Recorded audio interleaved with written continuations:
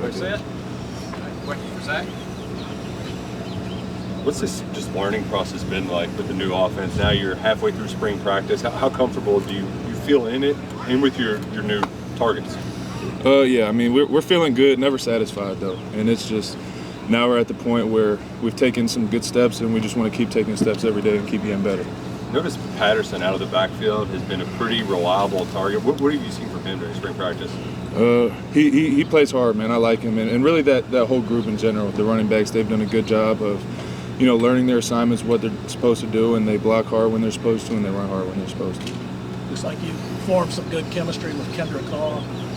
What's he giving you as an option?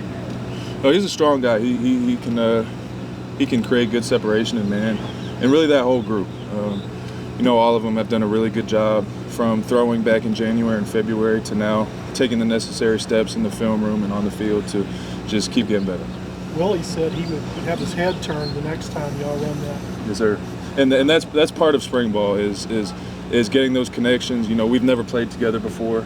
And just every player plays different and every connection is going to be different. And that's the great thing about, college. We get 3-4 weeks to get better and take steps in the right direction. It's like you've obviously got lots of experience starting in new places. What's the difference about this adjustment than maybe the previous one you've had to go through? Or is it? I mean, every new place is going to be different. But I think coming here, it was a pleasant surprise just to see the morale and the mentality of the team. Everybody comes in and goes to work every single day, and it's been fantastic. Why was that a surprise to you? It's just every place is different, and you never know what to expect. Sometimes you go places and some guys work one way and some guys work another, but here I just feel really good about, the whole group the group as a whole, just coming to work every day, the willingness to get better and take the steps that we need to take. Speaking of just the group coming together, how have you seen the offensive line kind of gel together, bringing in a bunch of different guys? Yeah. Oh, it's been amazing. And from every group really, but the O-line especially, just from day one to where we're at now, it's been exceptional. And, you can see that they put a lot of effort into playing together and making sure that they're communicating correctly and doing what we need to do, and I feel good about them. Just by default, as the quarterback, you have to kind of take a leadership role. Do you feel like you've kind of been able to establish yourself with these guys early on as kind of a leader? Yeah, and it's organic. You don't come in and be vocal right away. It's every time, I've been to a couple new places, so, every time you have to establish yourself as somebody that can be imitated. And that's what I try to do is get here early and be prepared and then come out and practice how I want to practice. Over the past couple of years, Kentucky has gotten a quarterback out of the transfer portal. You're just the latest iteration of that. What have you seen from coaching staff that's kind of made that transition a little easier since they've had experience with that? Can you say that one more time? My bad. So, you're the third quarterback they've gotten out of the transfer portal. Okay. So have you noticed anything from the staff that's kind of made it a little bit easier because they've done this process before? Right. Not really. I mean, you come into a new place and it's just all about learning and learning and developing. So I have to be, the most prepared on the team when it comes to our scheme and what we want to do and our operation. And then it's just a matter of chemistry after that. How exciting is it when you see a young guy like DJ Miller catch a contested pass like that one he had down the sideline? Oh, it's awesome, man. And DJ's made a lot of good plays, and so have all the other receivers. And as a quarterback, it's really exciting to see any receiver make a contested catch because, as you all know, in the SEC, there's not a whole lot that's wide open. So, when a guy can consistently make those plays, and not just a guy, but a whole group of guys makes those plays, it makes it really easy on the quarterback.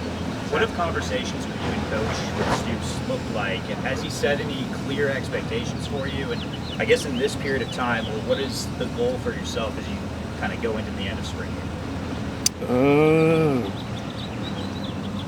No, if you don't mind, I'm probably not going to answer that question. Zach, what's the biggest thing you've seen in the SEC change from when you were at A&M to now? I mean, SEC football is SEC football, and with the transfer portal, everything's different. So it's probably less 4th, 5th year guys that have been there for 4 or 5 years, and just more transfer guys. But at the end of the day, SEC football is SEC football. It's fast and it's physical, and that's why I came back. What have been your impressions of Connor? Oh, Cutter's great, man. We do hot yoga together. He's a good guy, and we build off of each other. And that's what's important in a quarterback room is quarterbacks have to be able to build and learn from each other's reps, each other's mistakes, and the good plays that we make as well, and be able to talk through those and communicate efficiently. And I think we do that. What's your best pose? My best pose? I don't know. It still gets me right now. I'm a beginner.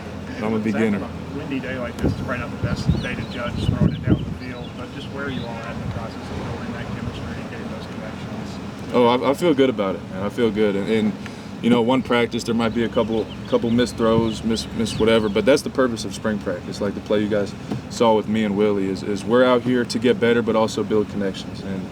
And every receiver's different wherever you go, and every quarterback's different. And that's the great thing about having 15 practices, you know, in the middle of March and April is we get to build those connections. Zach, I asked Jager a couple days ago if Shiaz Pete is the most interesting man he's ever met, and he said, kinda. He said he's up there. What do you think of him? Oh, he's awesome. He's awesome. He's great. He's very wise. You know, if you sit down and have a conversation, you'll probably learn a lot. But he's a hard worker too, man. I mean, when we come in on Saturdays, back in January and February, he's one of the last guys in there working on his sets. So he's a great dude. I'm extremely excited to have him on the offensive line. A couple more. Anybody else? Everybody good? All right. Good. Appreciate it. Kate back at center, huh, Jager? Yeah, we've been, experiment with a lot of different stuff. We got a bunch of new guys who can play a lot of different positions, a bunch of guys with a lot of gain reps. So, if there's a time to do it, it's spring. So just move a bunch of guys around. Coach Wolf always says at the next level, you're valued off how many positions you can play. So just trying to learn as much as all of us can during this spring ball time and get, as good as we can all get together. How do you think you're different this time around in terms of trying to play center? Yeah, I think this might be a cop-out answer, but older, it really doesn't matter. I've been playing and been doing a lot of stuff for a while, and I feel like I finally have that confidence kind of back where, I know I can play and I know I can do. I know the coaches trust in me and believe in me, so that's the world, honestly. So. Coach Duke said he was really pleased with the improvement in pass protection he's seen so far. What do you attribute that to as a group? Yeah, pass protection stuff is a lot about communication, and a lot of people don't realize, but off the field communication is important, and it translates to the practice field. We started doing, every Friday trying to go to Dad's favorites here in town, eat, talk, learn as much as we can about each other, because in today's college football, it's guys come in and come out. You got to learn people fast, and you get playing together really quick. So I think that's honestly really helped us. Jager, for the guys that are back, just having the same offensive coordinator, same offensive line coach, how much of a difference does that make? Just already having a leg up in that area. Yeah, it's awesome. Being able to look back through the installs and, for the guys that have been here, knowing, I know what this is already. Maybe I can, learn what another position does, and if I have to play that position, if someone goes down, I know what to do there too. So in that regard, it's been awesome, and then it helps too when the new guys here know they can trust to ask guys. You don't always have to ask a coach because they know what they're doing. So just the interior offensive line, there is some guys coming back. How do you feel about not only the chemistry there, but just how well y'all are performing? Yeah, it does. It feels really good just being on the same plane, I guess. It's kind of hard to explain if people don't play offensive line, but having the chemistry of being all on the same level makes it so much easier to pass that stuff off. And it's something that's really hard to learn, but sometimes it's happened a couple other times where you get with three people and it's just your sets are the same or your footwork's the same, and it just plays out like that. So I feel like we have that right now, and it's the easiest it's felt to pass off twists in games in the inside. And I feel like, and when it comes to bull rushes and sitting down and really giving Zach or Cutter, whoever's in, time to step up and really throw the ball. So it's felt great, honestly. Yeah. Now you're talking about chemistry. You're part of that group that's on the field 5 acting as one. So it's all the new faces. Talk about the challenge of building that chemistry. Yeah. Just getting to know everybody. Yeah, I think it definitely is a challenge, and I think that's something in the past that, guys like me in the room, I haven't done a good job of that in the past. But I think this year it's been a real vocal point of, like I said earlier, going to eat on Fridays or, spending time together in the lunchroom instead of cold tubbing by yourself, cold tub with your group, stuff like that. Like that little stuff makes all the difference in the world. And then, having Coach Hood around and having him come up with these intricate ways to have us bond, and we're not even realize we're bonding. Like, go to a baseball game, you're watching the baseball game, but then you're like, oh, I just realized what Pete does in his free time, or something like that. You know what I mean? So that stuff has been huge for us, and I can tell it's been a big focal point of the coaching staff, along with the players, and with every position, not just in the O-line. So. Jager, you mentioned a minute ago getting your confidence back. What was kind of that process of getting it back? Was there a moment it kind of clicked, or a conversation or something? Yeah, I think I started playing my redshirt freshman year, and the struggles and the ups and downs of playing that young in the SEC. And then you already lose a lot of confidence when you come straight from high school to college. You realize, oh, I'm not the biggest fish in the pond. Like, that's just SEC football. But, honestly, just talking to my parents, it's hard sometimes to feel like open enough to talk to your parents and really tell them what's going on, because you don't want to be disappointed or whatever. But I had a couple of long talks this offseason with my mom and my dad, and just getting a point of view from someone else and seeing how they look at it. Like, oh, they don't look at it necessarily how I'm interpreting it in my head. Honestly, just kind of flipped my whole mindset around, and it's been huge. Just feel like it's helped me a lot in the spring for sure. Jager, what are you seeing on the defensive line? Those guys across from you, a lot of new faces. What do you see from them? Who's giving you the biggest? Yeah, all those guys are great. I mean, the guys that transferred in, like Gusta, who's been playing over me, nose guard, he's a great player. I mean, it feels, everyday practice feels like you're playing an SEC football game, but it's not supposed to be. And then, even the guys that come back, like Khalil, all those guys, Kendrick, Gatson, those guys have gotten so much better. It's almost like sometimes we joke like, oh, these guys are new too. Like, I'll go and reintroduce myself, because, but it all goes back to the work put in the weight room. And, that group's a group that I've seen come super close together too, even with the new guys, and work super hard in the offseason. It's showing up. So it's been, a blast to, kind of iron sharpens iron with them, and get both as good as we can get. So.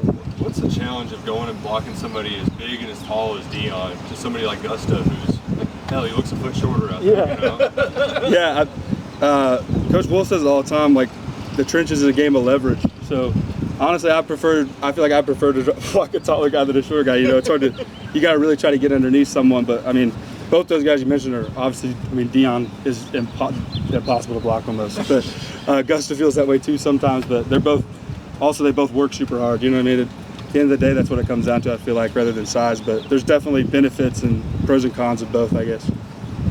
Jager, what did you learn from playing center 2 years ago that you can apply now, maybe if they do put you there, that you're better positioned? I would say snap and then play.